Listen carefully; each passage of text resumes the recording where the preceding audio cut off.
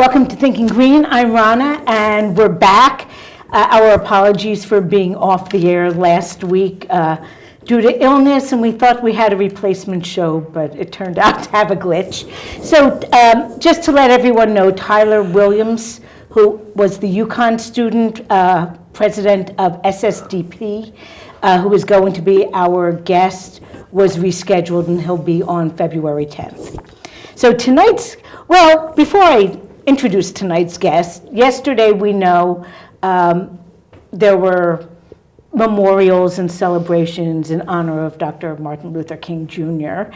And it's 45 or 50 years ago, since he was actively working for peace. And it seems to me that over those years, a lot of the image of what he was working for has been lost. So appropriately, I guess, tonight's guest is Frida Berrigan, who is currently working for peace. And I think sometimes it's easier to be someone who worked for peace 50 years ago than someone who's working for peace in the here and now.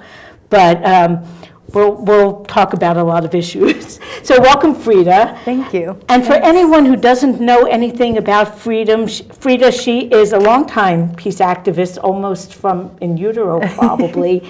And she recently wrote a book, It Runs in the Family, on being raised by radicals and growing into rebellious motherhood. So welcome. Thank you. I'm happy to be here. I guess you can start out telling people what kind of family you did grow up in. Sure. Well, the first thing to say about my family is that I was raised by a nun and a priest. And for lots of people, that sounds like this, like, whoa, like, really? But there's actually quite a few of us, particularly people about my age, who are the children of men and women religious who were part of the Catholic Church at a time when the Catholic Church was really changing and opening up. It was very focused on social justice during that period. Right, so we're sort of the children of Vatican II, which is the time when the Catholic Church stopped putting Mass in Latin, when they said they should be in the language of the people, when the church adopted a preferential option for the poor, when churches throughout Latin America were becoming really aligned with movements for social and political justice, and where the church in this country became really divided between people within the church who said the church should be on the forefront of movements for civil rights in this country, for the movement against the Vietnam War, the war in Indochina, and people who said, no, the church is just about, kind of preparing for heaven or whatever. So my father was a Josephite priest. His name was Frida Berrigan, and he rose to prominence or notoriety or renown, depending on your perspective, for being the first Catholic priest arrested and charged with a felony for being opposed to the Vietnam War.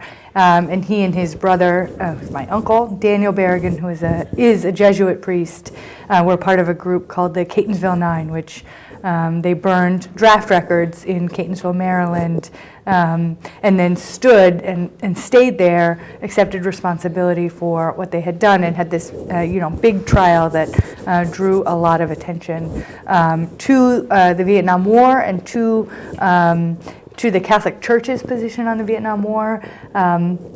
Anyway, so that was my dad, and then my mother was a religious of the Sacred Heart of Mary nun. Her name is Liz McAllister. So the two of them met at a funeral, fell in love, got married in secret. This marriage was revealed as part of they were both on trial. They were indicted, completely trumped up charges by J. Edgar Hoover's FBI. They were charged with conspiring to kidnap Henry Kissinger and blow up the heating ducts in Washington, D.C., charges which they were eventually acquitted of.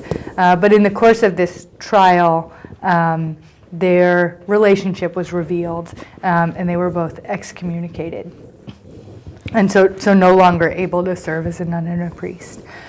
So they moved to Baltimore, where my father had been a priest and had a parish there, St. Peter Claver, and they formed community with initially 6 or 7 other people. My brother and sister and I were raised in a very modest row house where at some points as many as 12 people lived, including other families with children for periods of time. And this community was dedicated to resistance to war, resistance to nuclear weapons, and to taking care of our neighbors and the people in our community who were poor, and then also had a strong focus on prayer. And really, we had a house church, so people came to our house instead of going to Catholic church.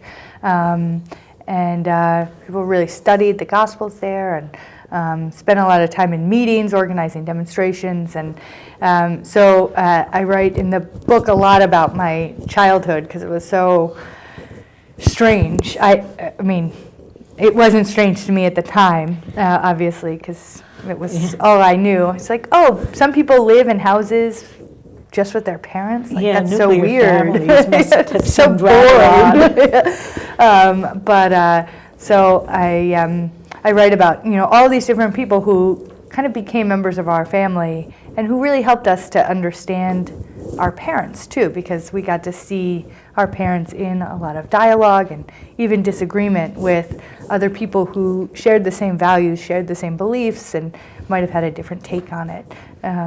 So it was a really interesting place to grow up. And it's kind of unusual, I think, because many people, when they start having families, kind of put their activist life on hold. Right. You don't see a lot of kids at demonstrations. Right. And especially the kind that people are going to get arrested at. Right. And so I think it's unusual. Bob and I were not nearly as active or as activist as your parents, and we kind of ended up raising our kids when they were young in a socialist community in Israel, a kibbutz, but it was kind of mainstream. So, yeah, we were doing a different kind of lifestyle that was communal, but it was not radical in terms of its day-to-day existence. It was sort of like living at a summer camp where you worked, and there was agriculture and real jobs and some concern about the finances of the whole community, but it was a much different environment. But we weren't dragging our kids around to places to where we were making a statement. Right. So now I guess you mentioned in the book that you ended up not really rebelling against this, but you went to work for peace as well. So what is your own personal history working for peace? Sure. Well, just on the rebellion thing first, I think that's the thing that surprises people the most, who knew, Phil Berrigan by reputation and Liz McAllister, my parents. So many peace activists sort of have right-wing kids, and it's almost a cliche at this point. But I think that one of the things that our parents did a really good job at is bringing us along from a very young age and never really shielding us or protecting us from the hard realities of war and the threat of nuclear weapons. So we went to all these demonstrations all the time. It was just sort of part of what we did. And I think by the time it occurred to us that maybe we could say no and not go, we actually wanted to be there too, because these were statements we wanted to make as well. But so it was important to me, though, to kind of figure out my own voice in all of this and to not just be like, Frida's here, obviously, because the Berrigans are all for peace or something like that. And actually the place where I really found an activist home was the War Resisters League, which I know my mother-in-law was on this program not too long ago, and is deeply connected to the War Resisters League. And has been for a long time. And has been for a long time. But I think there was something about, the War Resisters League is pacifist organization, but it's secular, right? It's not tied to religion. It's not tied to the Catholic Church. There is a Catholic peace organization called Pax Christi, and occasionally I've been like, whoa, maybe I should be a part of Pax Christi. But I really like War Resisters Leagues. Just the idea that you don't have to have a particular religious belief or a doctrine behind you in order to say, war is a failure of the imagination and that it's never necessary. So I found a home within War Resisters League. I think also it's sort of, the War Resisters League thinks the Berrigans are cool, but they're not, they're not kind of, there's no cult of personality there. And I think within other kind of cul-de-sacs of the peace movement, there is a real like, ooh, the Berrigans kind of thing. And of course they deserve respect and regard, but they're just people like everybody else. And in your case, your parents. Right, yeah. So within the War Resisters League, there wasn't that kind of thing. So I moved to New York to intern for The Nation magazine in 1998 after going to college, and so sort of the War Resisters League is in New York as well. So I went to some demonstrations and saw them, but it wasn't until after September 11th that I really kind of started working with them. And you were living in New York City at the time? I was living in New York and got off the train at 14th Street where my office was. I was working for a think tank that's connected to the New School at the time. And, everybody's just standing in the middle of the street looking up at the sky and this huge cloud coming from downtown and trying to figure out what it was. And I guess I don't really like crowds. And so I just kind of kept walking. It wasn't until I got up to my office that I realized something had happened. And then spent the rest of the day trying to get back to Brooklyn. No trains, no phone service, no information, and just kind of being in that kind of fog of being in the midst of everything, really not knowing what had happened or why or any of this. And so the War Resisters League kind of came out with a really great statement very soon after that and started organizing peace vigils, and then united with a larger group under the banner "Our Grief is Not a Cry for War," and really kind of tried to put that front and center as the Bush administration started, this inexorable march to war, first in Afghanistan and then in Iraq not much later. So I helped to organize a lot of demonstrations and really highlighting the human cost of U.S. military operations, both in Afghanistan and in Iraq, but then also on U.S. military personnel and their families, and then the economic costs as well. So I've been working with the War Resisters League for, Yeah, it's almost 15 years almost now. 15 years now. As I my career was a analyst on military issues at this think tank called the World Policy Institute. So it was nice to be able to, pay attention to political issues for my job, and then have an outlet to actually feel like I could do something about them besides, these policy changes need to happen, which are maybe never going to happen. But to kind of be organizing in the streets and be talking to real people about these issues felt really important. Now, there are a couple other things you've been involved with. Waging Nonviolence, that's a nonprofit organization, right? Yeah. Tell us about that. Sure. Waging Nonviolence just celebrated its 5th birthday. It's a website, wagingnonviolence.org, started by 3 or 4 really young, I can say this now, right? Like I'm 40 years old, so they're really young. They're in their 20s still, I think. Really young guys who saw a need for a website, a place on the internet, kind of for all things nonviolent. And one of the first things that they started doing was just every day putting out a list of all of the actions and movements around the world that are using nonviolent tactics and strategies to propel social and political change. And so I don't know exactly how they did it, using those Google, news finder things, pacifism, nonviolence, Gandhian, using a number of different words, coming up with this daily list. And, kind of like, wow, like, yeah, people are using strikes and different campaigns, sit-ins and teach-ins and all of these different strategies all over the world all the time. And so that was really inspiring. And then as they kind of got a little bit of money together, they started asking people to write both kind of news articles about different movements and campaigns, and then sort of more analytical pieces or anyway, so it generates an enormous amount of content at this point.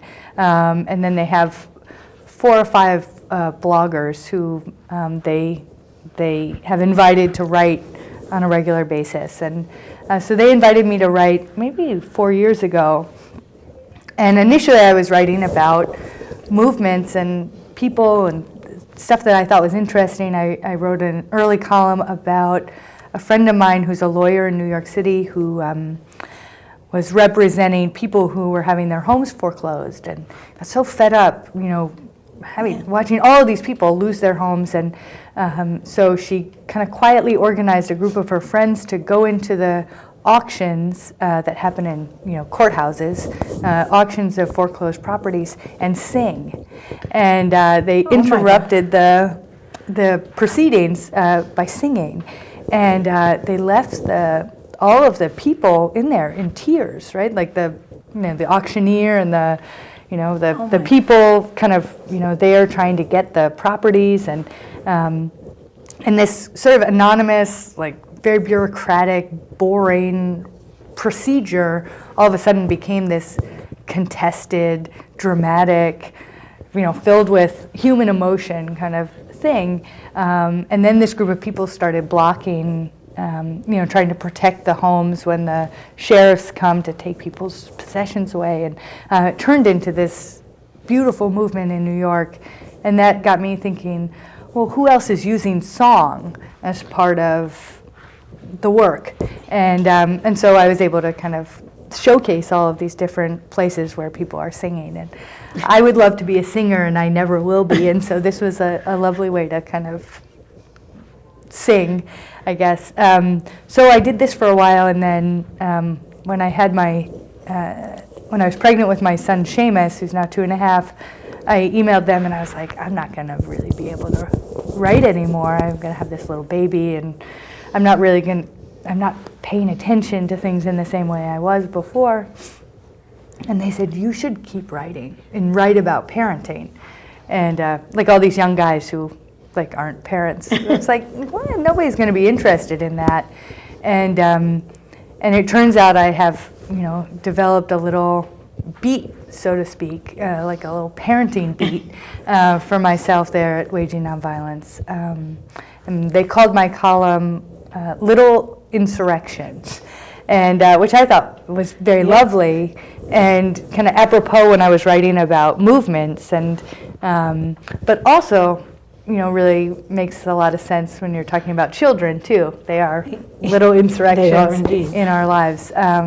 So I feel very privileged to be able to write for them, and it was them who said, hey, we think you should put these columns into a book.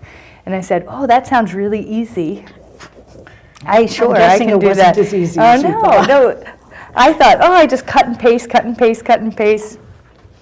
get a couple hundred, couple thousand words, and a book. But it actually took a lot longer, and I actually had to write a lot. So it's not just a compilation of columns that people can see in the website. No, it's not. Yes, the book has original content in it, and some, there were lots of segues that had to happen, but there is some some columns and then some original content. And it runs in the family. Now, we'll get back and talk more about the children part of it, Yeah. but in light of some of the things that have been in the news recently, I wanted to talk a little bit about Witness Against Torture, which is Sure. not an organization, but a movement that you were involved in founding, right? Mm-hmm. Yeah. Witness Against Torture, we sort of talk about ourselves now as a grassroots movement, but really it started as a small group of friends, maybe 5 or 6 of us sitting around a table, not much bigger than this, in 2005, beginning to kind of learn about Guantanamo. And it's kind of important to remember that, back then, which wasn't that long ago, I guess, but now it's almost 10 years ago, we didn't know that much. The Bush administration started bringing men to Guantanamo in 2002. These are men that we were told by Donald Rumsfeld, then the Secretary of Defense, these are the worst of the worst. These are the really the bad guys. And look, we're winning the war on terror because we're capturing all of these guys and we're putting them in this place where the international community and international law can't reach them, and we're able to rewrite all of the laws because this terrible thing happened to us on September 11th. And they kind of use the chaos and really use the global sympathy that came to the United States after September 11th. They used it to rewrite all of these laws or just tear them up. So all of a sudden we had this prison in a foreign country with which the United States doesn't or didn't have diplomatic relations, on a U.S. naval base. So there are like 3 or 4 layers of kind of grayness separating the U.S. court system, the U.S. public, U.S. media, international human rights organizations from what was going on the base. So I don't even really know why this was the issue, but we started learning, and there was a lot to learn in 2005, and new information kind of coming out all the time, including at some point in 2005 the names of the men. They had been there for 3 years, and no lawyers here in the United States knew their names. Nobody knew their names. And it was actually... And none of them had been charged. None of them had been charged. None of them had seen a judge. None of them had, none of them had, the law had not touched them. Luckily, there were people of conscience, even at Guantanamo, and a young man in the military kind of put 2 and 2 together when he sent a Valentine's letter out to a lawyer in the United States, and inside the Valentine were the names of 700 odd men at Guantanamo. And he eventually was court-martialed and thrown out of the military. But now the legal community in the United States had their names. Anyway, not to get too deep into it, but we started learning a lot about what was going on at Guantanamo, learning about torture, which now the Senate, all these years later, it's finally sort of, more or less there in black and white before the Senate Intelligence Committee, that the United States tortured, that it waterboarded, that it kept people from sleeping, not for hours on end, not for days on end, but for weeks at a time. Sleep deprivation, stress positions, violence and threats of violence, sexual humiliation, all sorts of threats. So little bits and pieces of all of this were coming out. And so we started, sort of listening and learning, and our listening and learning eventually led us to go to Guantanamo. And 25 of us ultimately got on a plane through the Dominican Republic and ended up in Santiago de Cuba, and then began walking. And we walked for 5 days through the most gorgeous countryside you've ever seen in your entire life. Everybody should go to Cuba now that they can. Go before it's ruined, I guess is I should open a travel agency, and that should be the tagline. Go before it's ruined. Go before you ruin it. But anyway, so we walked for 5 days, and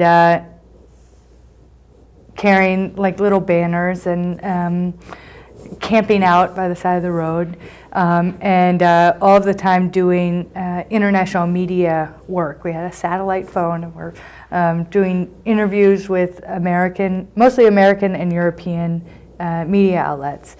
And part of what we want to tell the story of is how hard it is to get to Guantanamo.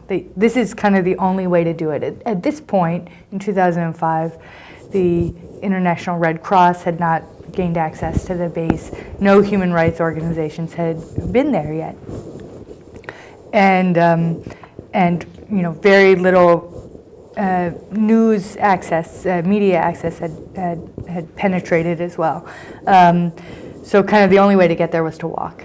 Anyway, so we walk, and then we come to the Cuban military zone, which kind of surrounds the U.S. military zone, separates it from the Cuba or whatever. And the Cuban military allows us kind of ceremonially to cross over into their military territory, in sort of a gesture that says, if the United States says you can enter, you can go through our territory. And so that was sort of simultaneously kind of very meaningful and completely moot, because the United States military Southern Command, which is in charge of Guantanamo, was having none of it. Like, they did not. We called actually 24 hours a day. We called U.S. Southern Command, and we finally got a number for the base in Cuba, and we called it over and over again. Hey, we're just 5 miles away. If you look with your binoculars, you can see us. And anyway, and then we have a press conference, and international media all flew in from Havana on the other side of the island.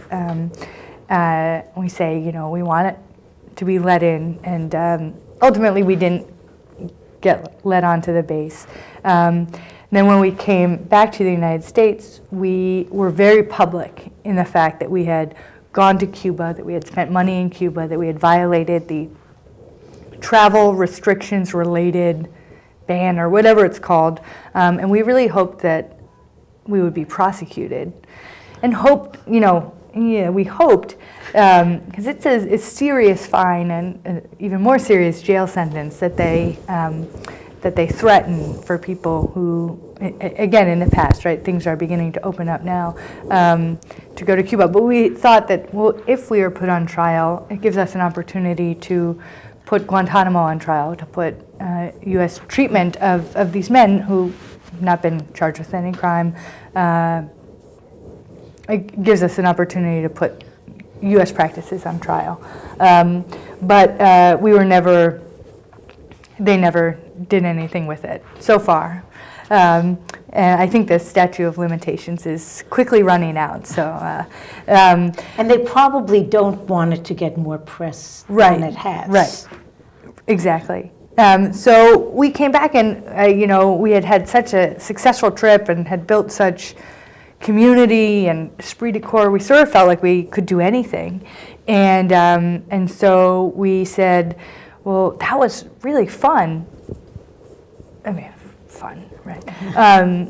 But now the really hard work of trying to shut this prison down begins, and to educate the American people about what's being done in our name and with our money, and in such a way that is, in the name of our security, fundamentally eroding and undermining our security by, saying the United States, this country of laws, is, tearing up every single law.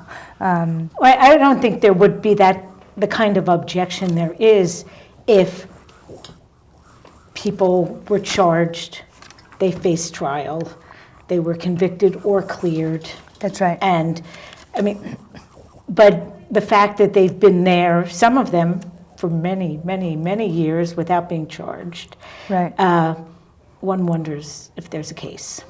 Right. In fact, at this point, there have been more men who have died at Guantanamo. mostly by committing suicide. 9 men have died at Guantanamo. 6 have been charged and tried, and are now, for the most part, at large, right, back in their home countries. And all of this happened before Khalid Sheikh Mohammed, the alleged mastermind of September 11th, and the other so-called high-level detainees that had been in CIA captivity, CIA control for a long time. They were transferred to Guantanamo in 2008, I think. So this is all before, even these sort of brand name terrorists, these sort of big terrorist guys were moved there.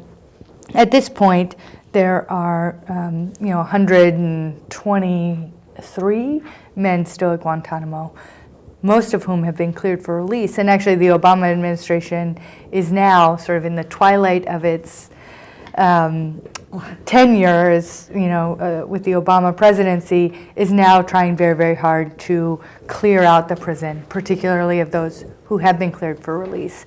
And then it will be up to them to figure out what to do with 2 categories of people who haven't been cleared for release. And one is a category of men who there may be a case against, but it's a case that was developed through the use of torture. And so it's inadmissible, it's not credible perhaps, but there is a case. They did probably do something, to attack the United States or plan to attack the United States. And then there's those high-level detainees against which there's also a case. But as we know from the Senate Intelligence report, Khalid Sheikh Mohammed was waterboarded hundreds of times, and others were as well. And what's striking about all of this to me is that this is something that Shakir Amr, who's the last British detainee still at Guantanamo, talks about. He said, he was picked up in Pakistan. He was, tortured and abused by the Pakistanis, and then he talked about the relief he felt when he was transferred to U.S. control. He's like, oh, great, now I'm with the Americans. The same kind of relief felt by German soldiers during World War II, who and Russian soldiers who gave up, who surrendered to the United States, saying, "Oh, thank goodness, whew, I get 3 hot meals a day. I have a place to sleep. I'll be safe, and I'll be taken care of. I'll be able to write my mother, and I'll sort of sit out the rest of the war here. I will not be abused." And for the most part, that was true. That is how the United States, even in the Great War, and this war against against pure evil, right, in the form of Adolf Hitler, right, we followed the law, and now here we are, 50 years later, in much murkier territory, and just kind of throwing the proverbial baby out with the bathwater. And we do have a phone call. Whoa.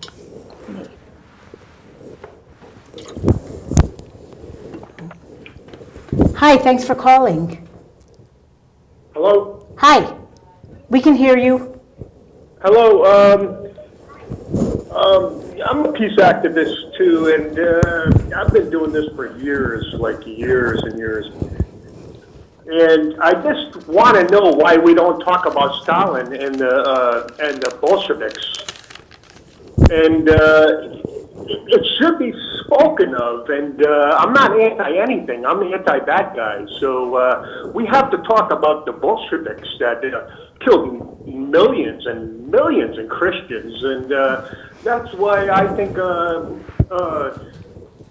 Adolf Hitler looked to the east, and he saw what Stalin was doing, and plus he was trying to protect the country against the banks, So I don't want to hear about anything about Hitler. I'm not protecting him, but he had to do what he did, just like what we have to do, and what we do around the world. I mean, what we did in Iraq was for Israel. And I know that for a fact, so don't even, I'm not, like I said, I'm not anti-anything, so don't label me anything. I want to be spoken to. I want honest debate in our Congress. I've spoken to veterans, and so I know what the drill is. I'm so tired of hearing on my, media, which I don't even get my news from the United States media. I can't, because I can't do it. I get it from Russia, and I get it from Iran. Do you have a question for us? Press TV and Russia Today do a better job than any of the American media. The American media is treasonous. They should be hung. Every congressman, Chuck Schumer should be hung tomorrow, and I said it. I'm Robert Chapman. Okay. Hi, Bob. Okay. Do you have a question or something you want us to talk about? Because I'm going to hang up, but if you want us to... Question. I want to debate. I want to debate somebody. Okay, thank you. Okay. Well, I will just say for me that I don't think that we are giving preference to one violent criminal act over another. I don't see Hitler as a savior or I don't know, or the only villain in town. Right. But I don't know. The organizations that you have worked for seem as though they have promoted nonviolence on whatever front you find it. Now, I was going to ask you, what is Witness Against Torture doing nowadays? Because Guantanamo hasn't been closed. Sure. Yeah. So when we came back from Cuba, the one thing that we thought would be a good thing to do is to kind of make visible this invisible wrong. And so we picked January 11th as a day of action, and that's the day in 2002 when the first plane load of people came to Guantanamo from Afghanistan. And so since 2006, we've been organizing annual days of action on January 11th. And so when we're still doing that, and when President Obama was elected, and one of his first acts as president was to sign an executive order saying he was going to shut down Guantanamo and end the practice of torture, we kind of thought, well, maybe we're kind of done with this project. And then it turned out that we have continued to need to shine a light on this. So friends gathered in Washington just last week to once again sort of have orange jumpsuits and black hoods and the names of the men still at Guantanamo, the stories of those people separated from their families all these years, to kind of humanize what has been so completely othered in our political discourse and in our media discourse. And I should say that on this particular issue, the mainstream media, the New York Times, the Washington Post, the Miami Herald, the Chicago papers, the West Coast papers, have actually all been really good editorially and investigatively, if that's the word, in terms of working hard to kind of to do the research and the legwork to put faces and names to these stories. Amnesty International, the Center for Constitutional Rights, Human Rights Watch, the whole human rights community in this country and throughout Europe has really been strong on this issue. Each one of the men at Guantanamo have an army of law students and lawyers working on their behalf. And it really is Congress that has battened down the hatches and said no to everything, particularly to bringing any of these men, again, completely, and not every single man at Guantanamo is like this, but there are men who are completely innocent who were in the wrong place at the wrong time with the wrong religion and the wrong skin color, and that's why they're at Guantanamo, and that has been, decided. Congress has said, no, they can't come to the United States. No, we won't work to repatriate them anywhere else. So we've done a number of different things, actions and civil disobedience at different decision makers and stakeholders in all of this. But we've also done a lot of community work. The community of Northampton, Massachusetts has said, as a community at the city council level, we will invite men from Guantanamo here who can't return to China, who can't return to Algeria or Yemen. They can live here. And other communities have said something similar, and yet again and again, the U.S. Congress has said nobody's coming here. So most recently, Uruguay and Estonia have taken men from Guantanamo, and Slovenia and Palau and Bermuda. A number of other Latin American countries have also. El Salvador has 5 men from Guantanamo living there. So it must be this very bizarre experience for these men from China who are Uyghurs, or from Algeria or Yemen, to find themselves living without a passport, without a means of support other than the good graces of the Salvadoran government or the Estonian government, learning, I don't know what language they speak in Estonia, Estonian or Russian, I'm not sure. Bob Chapman is back. Anyway, so the Witness Against Torture has been working on all of these issues.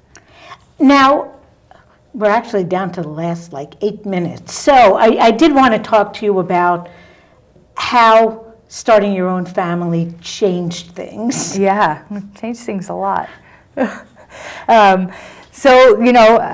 until 3 years ago, 3.5, 4 years ago, I was kind of doing all of this full-time. Witness Against Torture work almost full-time. War Resisters League work almost full-time. I had a job working at a think tank almost full-time. And so kind of doing all of this stuff, doing a lot of traveling and organizing. And then all of a sudden I got married, I got pregnant, I moved to New London, I got married, I got pregnant, and now I have 2 little children, a 2.5-year-old son and a 11-month-old daughter and a 8-year-old stepdaughter. And so kind of instant family, all at once. And it turns out it gets much more complicated. And this, I don't have a job, right? So I am with my children full time. And so I think, that allows me the opportunity to kind of travel and organize and continue to do all of this. And yet, the flu hit our house in early January, and we didn't go to the Witness Against Torture demonstrations. We didn't go and participate in this thing that I helped to establish. And I struggled with that a lot, and struggled with this, I should be there. And nope, I shouldn't be there. I should be holding my little boy who's vomiting and feverish, and taking care of him and making sure our little girl doesn't get sick, and trying to keep our household sort of whole. And it's one of the things I write a lot about in the book is, how do you do both at once? How do you take care of the immediate needs of this person who depends on you, and sort of think at the same time about a whole world of need and a whole world of issues and cares? And I think the answer is you kind of hold both in some tension, but the immediate needs of the person who's entirely dependent on you really do come first. And I think that's a thing I'll continue to struggle with, but it's something that every parent really struggles with to some degree or another. And I'm guessing you didn't either want to or exactly have the situation to replicate your own childhood. Right. Yeah, I didn't I didn't want to, and I couldn't, or I couldn't Right. and I didn't want to. And I think on some level, I think my family would love to live in intentional community, and yet there is something so nice about, being a part of a community, be part of this dynamic, lovely, wonderful community of New London, and be able to close the doors and be, at the end of the day, to be a nuclear family in a household. I kind of like it, I guess. Now, in your book, I'm sure you've given a lot of thought to what it is that children need from their childhood years, and maybe some things that a lot of children receive in the U.S. in these days that maybe they don't need.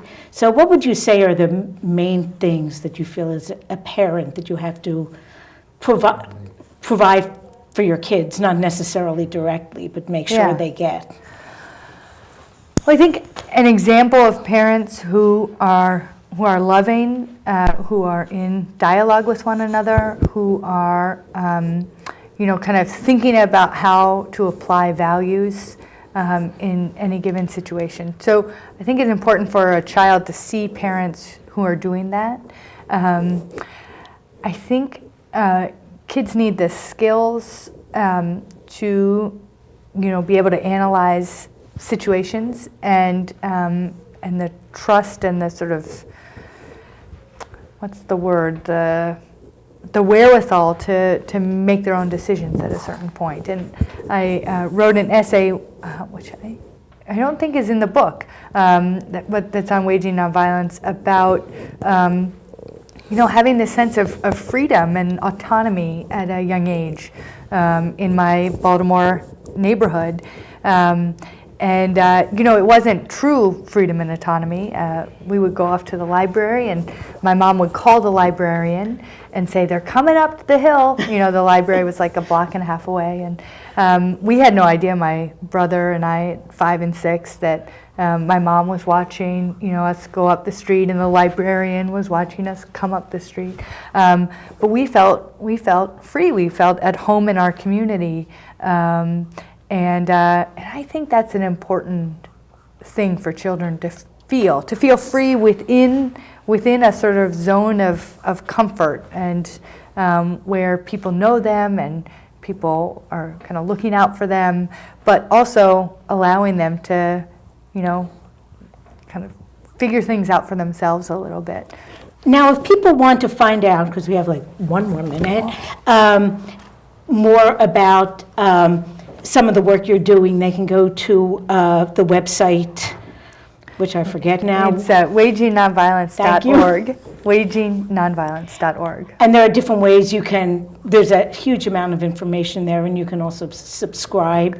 And if you become a member, the book comes with They it. give you a copy of this beautiful book for free with membership to wagingnonviolence.org. Well, thank you, Frida. Thanks, Ronna. I enjoyed it. I did too. Next week, our guest is going to be Patrick Hines, and he is a mental health corrections officer from Massachusetts, who is also a speaker for Law Enforcement Against Prohibition, LEAP. So it should be really good. I'm looking forward to talking to him, and we'll see you then. Thanks again, Frida. Thank you.